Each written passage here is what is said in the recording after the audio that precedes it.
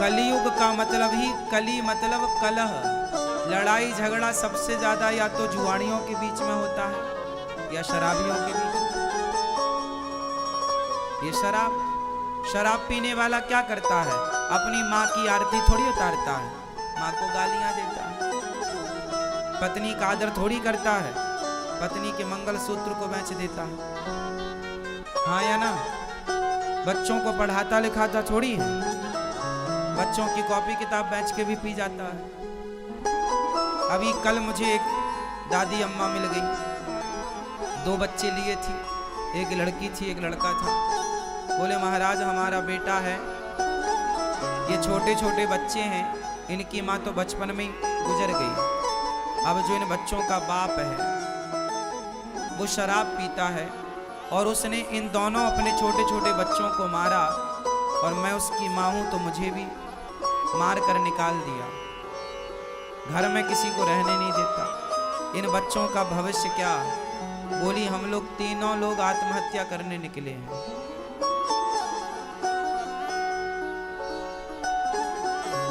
शराबी इस तरह से प्रताड़ित करता है ना अपनी माँ को, अपने बच्चों को, अपनी पत्नी को। फिर मैंने माँ को समझाया कि माँ जैसे पढ़ाओ लिखाओ इन बच्चों को, आप समझदार हो, आपके जब तक हाथ पांव चल रहे हैं आप करो कुछ। आत्महत्या करना किसी समस्या का समाधान नहीं होता। समझाया, उसके बाद वो माँ चली गई। कहने का तात्पर्य तो यही हुआ कि शराबी अपने परिवार को कितना प्रताड़ित करता है, ये तो शराबी का परिवार ही जानता होगा। क्यों जी? शराबी की पत्नी कितनी दुखी है ये तो वही जान सकती है। जिसके पांव में विमाई फटी ही नहीं वो पीर पराई क्या जाने, और जिसने बेटी को जन्म दिया ही नहीं वो बेटी की विदाई क्या जाने। कई बार ऐसा होता है कि हम दूसरों का दुख नहीं जान पाते। दूसरा आदमी कितना दुखी है उसके दुख का हम अंदाजा भी नहीं लगा पाते। क्यों? तो शराब समाज को कितना दुखी करती है, बोलो हाँ। इसलिए आप लोगों से मेरी विनती हाथ जोड़कर है, मेरे नौजवान दोस्तों भाइयों से, शराब ना पिया करो। तुम्हारी पत्नी, तुम्हारे बच्चे, तुम्हारी माँ बड़ी दुखी रहती है। तुम तो पीकर नशे में पड़े हो, पर जो पत्नी तुम्हारे लिए अपनी माँ, अपना पिता, अपना परिवार छोड़े बैठी है, थोड़ी उसकी खुशी का भी तो ख्याल रखो। उन बच्चों का भी ख्याल रखो जो अभी छोटे हैं, जिनको पिता के प्यार की, माँ के प्यार की जरूरत है, शिक्षा की जरूरत है।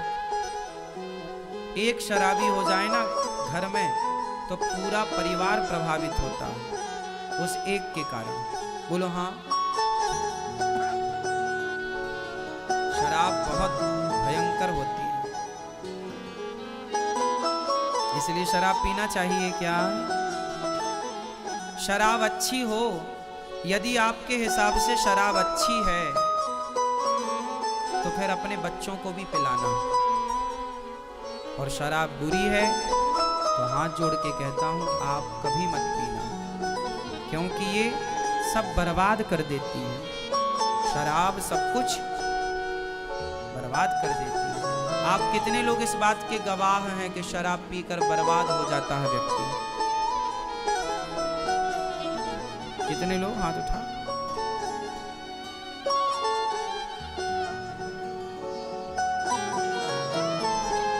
लाखों लोग तो बर्बाद हो चुके है ना। कई एकड़ जमीन जायदाद थी जिनकी, वो भी बेच बेच के शराब में बर्बाद कर गए। अब उनकी औलाद भीख मांगने पर मजबूर है। ऐसा भी समाज में देखने को मिला है। क्यों जी ऐसा होता है? बिल्कुल होता है। शराब पीना बुरी बात है ना कि अच्छी बात है? बुरी बात है। लेकिन आप लोग टीवी देखते हैं, मूवियाँ देखते हैं, पिक्चरें देखते हैं। आजकल पिक्चरों में शराब पीने का सीन होता है। आजकल जितने भी आपके सुपर डुपर स्टार होते हैं ये आपको शराब पीने के लिए प्रेरित करते हैं। मतलब वो चाहते ही हैं कि आप बस नशेड़ी बन जाओ, आप अपने लिए, अपने परिवार के लिए, अपने देश के लिए कुछ ना करो, बस शराब के नशे में पड़े रहो। इसलिए हमारे देश में तो शराब बांट बांट के चुनाव तक जीत लिए जाते हैं।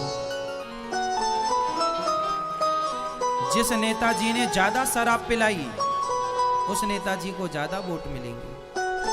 ऐसा होता है हमारे देश में। मतलब शराब की बोतल में आदमी बिक जाता है।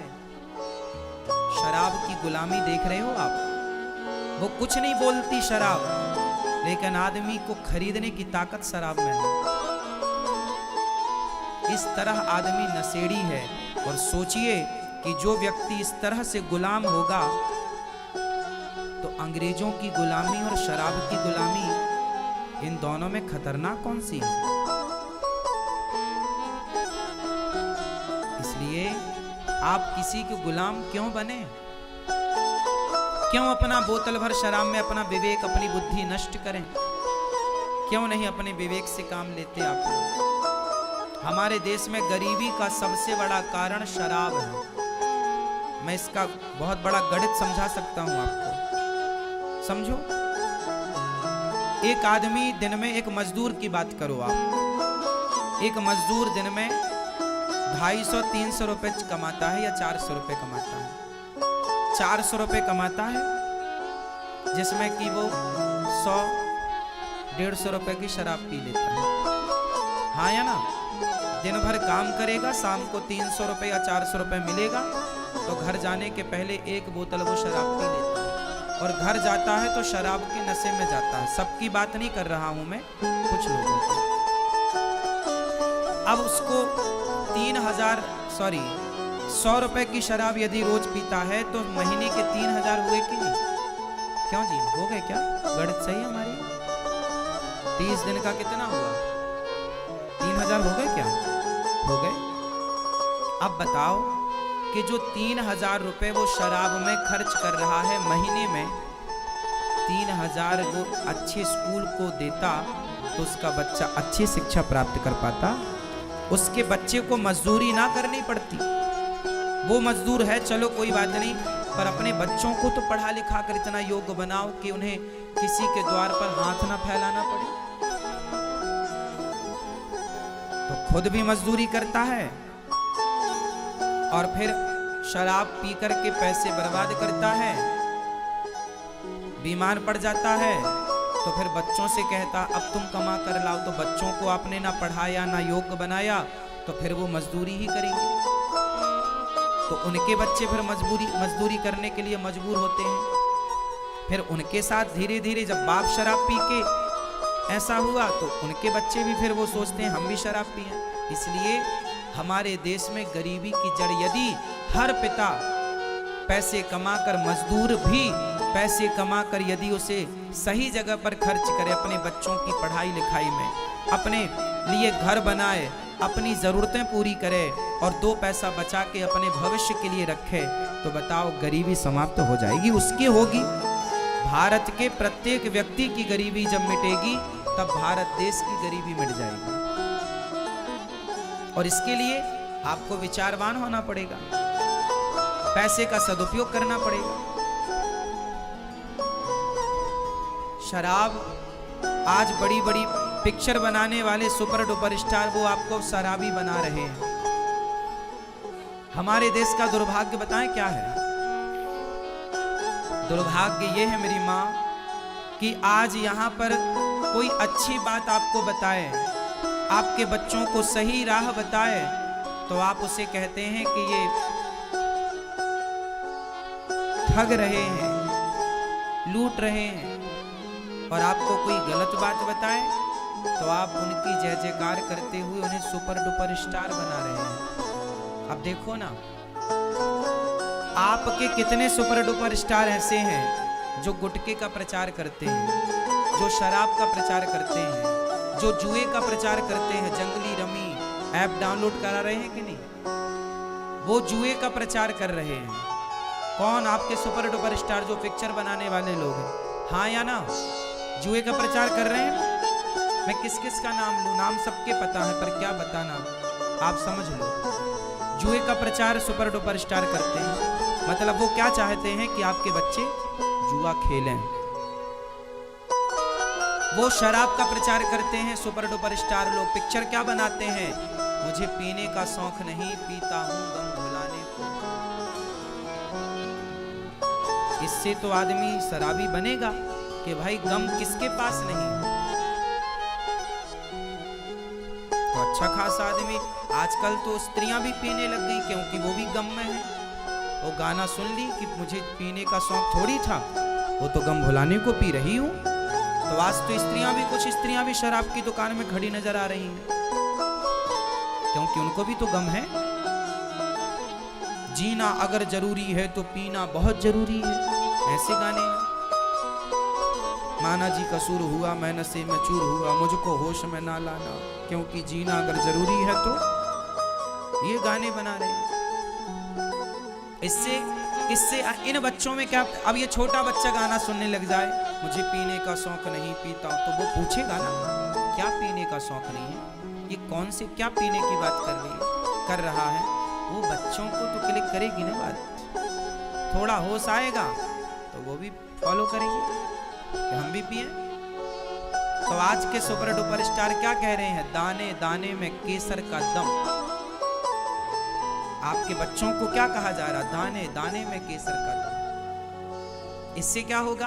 आपके बच्चे शराब पीने वाले बने, वो ऐसा चाह रहे हैं। आपके बच्चे गुटखा खा रहे हैं, वो लोग ऐसा चाह रहे हैं कि गुटखा खाएंगे तो गुटखा बिकेगा, और बिकेगा तो उनको गुटखे का प्रचारक बनाया गया है। कोई फ्री में थोड़ी बने हैं वो प्रचारक। अब दाने दाने में केसर का दम 3 लोगों ने प्रचार किया है इस गुटखे का, वो तीनों सुपर डुपर स्टार हैं। और ये वही लोग हैं। क्या इन लोगों के पास पैसे की कमी थी साहब? कभी मिले तो पूछना, क्यों भैया आपके पास पैसे की कमी थी क्या, जो आपको गुटखे का प्रचार करके पैसा कमाना पड़ा? तुमसे अच्छी तो वैश्या है, वो शरीर तो बेच देती है लेकिन वो अपने ईमान को नहीं बेचती। वो अपनी मजबूरी में कुछ भी करे लेकिन वो किसी को प्रेरित नहीं करती कि भाई तुम वैश्यागामी बनो। और ये तो टीवी पे आकर रोज प्रेरित कर रहे हैं, दाने दाने में केसर का दम, मतलब आपको प्रेरित कर रहे हैं कि गुटखा खाओ।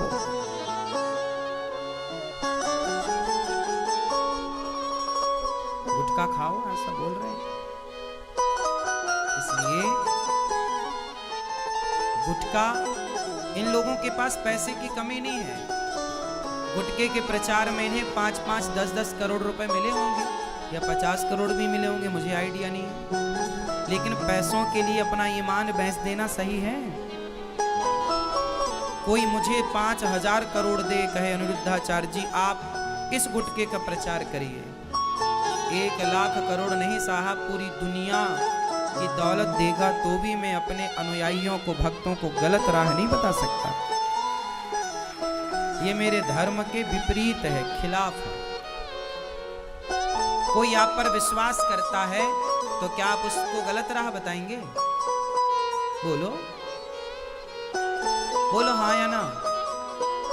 तो इन लोगों पर लोगों ने पिक्चरों के माध्यम से विश्वास किया कि भाई ये लोग जो करेंगे अच्छा करेंगे, पर ये तो आपको गुटखा खाना सिखा रहे हैं। क्यों जी, सीखे के नहीं कुछ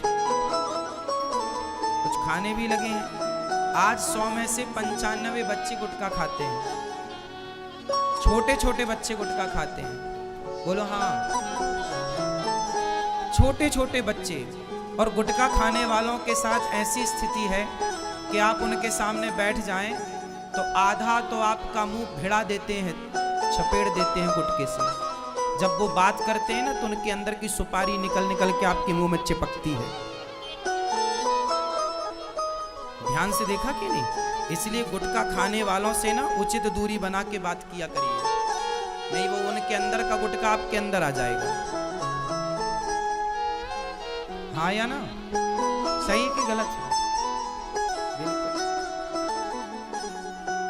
कई लोग आ जाते हैं यहाँ पर, मुंह में इतना गुटखा भरे और बिल्कुल मुंह के पास ही आके बोलते हैं मिलना है, इतने में तो मिलने में आधी मिला दी, इतने में तो आधी सुपारी मिल भी गई।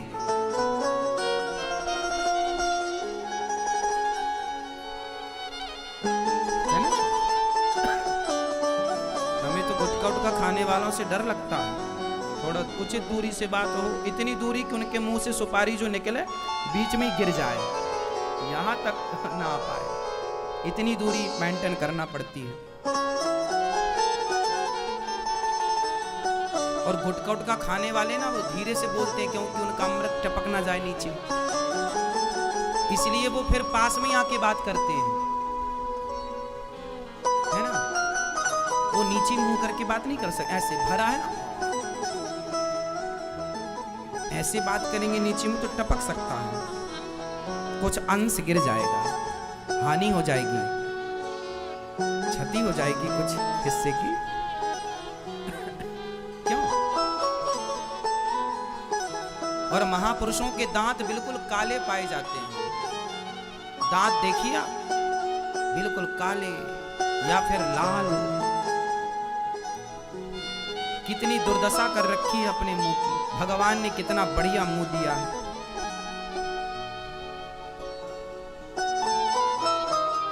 जिस मुंह में राम का नाम होना चाहिए उस मुख में देखो क्या क्या भरते हैं।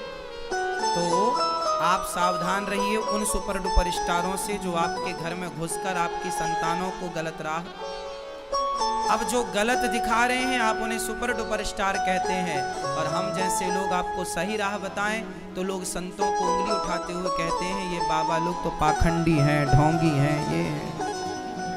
संतों का अपमान होता है और उन लोगों का सम्मान जो खुलेआम गलत का प्रचार कर रहे हैं। संडे हो या मंडे, ये अंडे का प्रचार किसने किया था? बोलो, किसने किया था जरा बता? नहीं पता? आप लोग बहुत भुलक्कड़ हैं, हैं? हम नहीं भूलते। टीवी पर एक टाइम पर यह भी ऐड आता था, संडे हो या मंडे, अंडे का प्रचार। इसलिए अब वो लोग अंडे का आपको प्रचार कर रहे हैं। अंडे खाने वाले का धर्म क्या है? अंडे खाने वाला, मांस खाने वाला धर्मात्मा हो सकता है क्या? मुर्गी की टांग चूसने वाला धर्मात्मा हो सकता है क्या? अरे जो धर्मात्मा होगा वो किसी जीव की हत्या ही नहीं करेगा। जो कर रहा है वो धर्मात्मा कैसे है? हमारा धर्म तो ये कहता था कि हम चींटियों को भी, तुम्हारी दादी अम्मा आटा डालती थी, चींटी की भी हत्या ना हो, पक्षी को दाना। हमारे देश में एक राजा हुए हैं शिवी, उनकी गोद में कबूतर आकर गिरा। बहेली आया, बोला महाराज ये हमारा कबूतर है, हम जंगल से पकड़ कर लाए हैं और इसे हम खाएंगे पकाकर। राजा बोला देखो ये मेरी गोद में आया है, इसे अब तुम मार नहीं सकते, क्योंकि मारने वाले से बचाने वाला बड़ा होता है। ये कबूतर मेरी गोद में आया है तो इसकी रक्षा करना मेरा धर्म है। बहेलिया बोला महाराज आप राजा हैं, पर वो मेरा कबूतर है, मेरे पिंजरे से उड़ गया, आपकी गोद में गिरा, दो मेरा कबूतर। राजा बोले तुझे कबूतर का मांस चाहिए ना, मैं तुझे कबूतर के वजन का मांस दे दूं तो? हाँ हाँ चलेगा। अब आप कहां से मांस लाएंगे? राजा मांस लाने के लिए किसी को तो मारना पड़ेगा, आप किसी का भी लाएंगे तो मारना ही पड़ेगा। राजा बोले इतने धर्मात्मा राजा थे, बोले मैं किसी की हत्या नहीं करता, तो कहां से लाएंगे मांस? बोले मैं अपना दूंगा। एक तराजू बांधी गई, तराजू के एक पलड़े पर कबूतर को बिठाया गया कि इसके वजन का मांस बहेलिया को इसको देना है। तो राजा ने अपनी जंघाओं का, जांघ का मांस काट के तराजू में रखा तलवार से, पर कबूतर थोड़ा भारी था।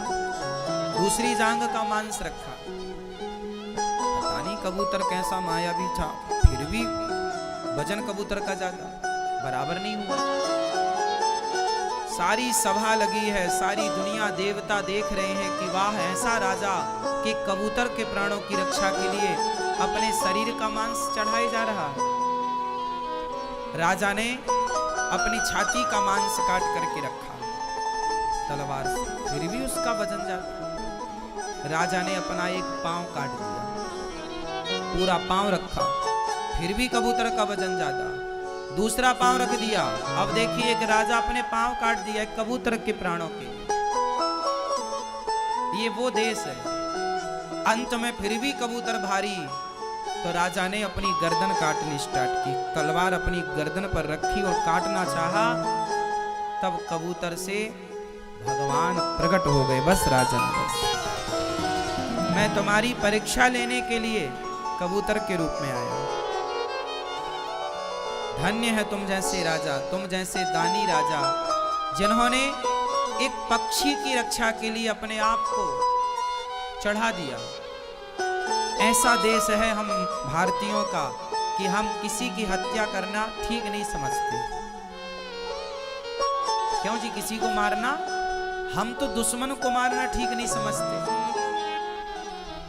पृथ्वीराज चौहान ने मोहम्मद गौरी को पकड़ लिया, बंदी बना लिया, क्या मार नहीं सकते थे? पर दुश्मन को भी नहीं मारना, जा छोड़ दिया। ऐसे 17 बार पकड़ के छोड़ा। ऐसे दया हमारे यहां, इसलिए जीव मात्र पर दया। आजकल ना लोग कुत्ते का मांस खाते हैं, कुत्ते को बिल्कुल गर्म पानी में डाल देते हैं, उबलते पानी में, जिंदा कुत्ते को उबलते पानी में डाल देते हैं, जिससे गर्म पानी से उसके सारे रौमे झड़ जाते हैं और उसकी ऊपर की त्वचा और सॉफ्ट हो जाती है, तो आसानी से वो छील लेते हैं, मतलब वो नोच लेते हैं। जो भी करते हो भगवान जाने। मतलब एक बात बताओ कि गर्म पानी में आप एक कुत्ते को डालें या एक मछली को डालें या एक मुर्गी को डालें, क्या उससे दर्द नहीं होता होगा? हमें और आपको डाल दिया जाए, कितना पीड़ा होगी, असहनीय। जिंदा मछली को आप पकड़ करके कढ़ाई में डाल देते हैं। बताइए, ये जीवों पर, मूक जीवों पर अत्याचार नहीं है? बोलो, अत्याचार नहीं है? मुर्गी को डाल देते हैं आप मशीन में, पूरा मशीन उसके पंख वंख, आजकल तो मशीनें आ गई, पहले तो मुर्गी हाथों से लोग उसके पंख नोचते थे। सोचिए कि जिसके पंख हाथों से नोचे जाएंगे, दर्द नहीं होता होगा उसे? तो ये उस मूक जीव पर अत्याचार है या नहीं?